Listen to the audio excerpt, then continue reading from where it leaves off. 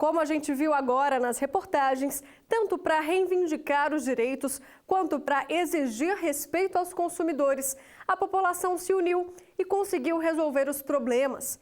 Foi assim também nos anos 90. Um protesto no Rio de Janeiro deu origem a um benefício, o Vale Transporte, hoje garantido em lei. Na época, a notícia desagradou os empresários que tentaram, na justiça, não pagar o imposto sobre o valor repassado aos funcionários. Reveja. Foi em 1985, época de inflação alta. Os preços aumentavam todo dia, os salários não. A população, é claro, se revoltou e foi para as ruas. Essas imagens são de um dos protestos contra o aumento nas tarifas das passagens. O combustível subia, o salário dos trabalhadores do setor subiu e era necessário calibrar os preços, ou seja, reajustar para mais o preço do transporte público. O cidadão comum, o trabalhador que faz uso diário desse transporte, ele às vezes chegava em determinado momento do mês e não tinha mais dinheiro para o transporte. Luiz Antônio se lembra muito bem desse tempo. Ele conta que para conseguir equilibrar o orçamento doméstico, era obrigado a ter 2 empregos. O dinheiro para o ônibus era separado assim que o salário entrava na conta.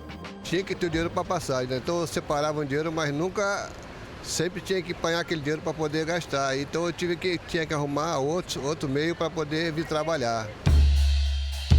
Foi nesse ambiente que surgiu o Vale Transporte. No começo, o benefício era opcional, mas 2 anos depois passou a ser obrigatório.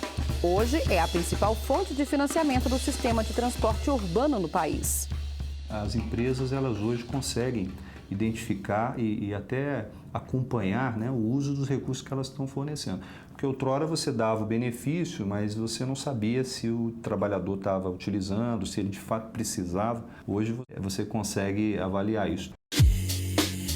Desde o início, a legislação deixou claro que o Vale Transporte não pode ser contabilizado como salário. Isso significa que o benefício não deve ser considerado na hora de calcular a contribuição previdenciária e o fundo de garantia, recolhidos todos os meses pelos empregadores.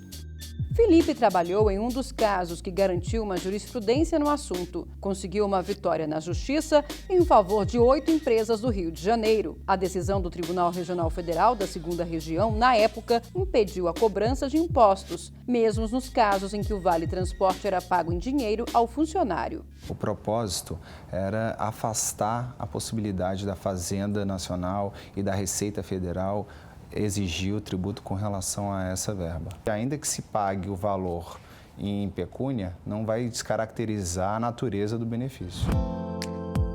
Vale ressaltar que hoje o pagamento do Vale Transporte em dinheiro não é proibido por lei e o recebimento do benefício muitas vezes é decidido em acordos coletivos das categorias.